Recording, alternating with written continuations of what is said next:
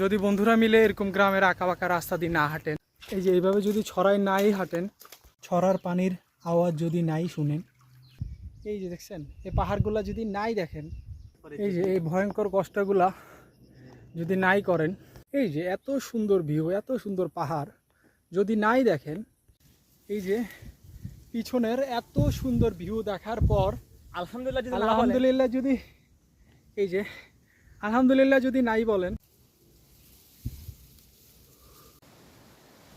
ঠিক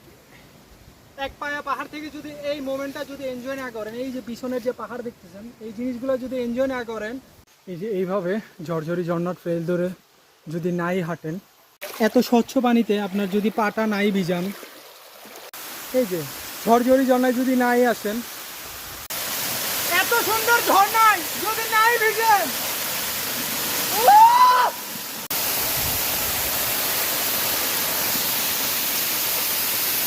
অসাধারণ এক পায়ে পাহাড় এবং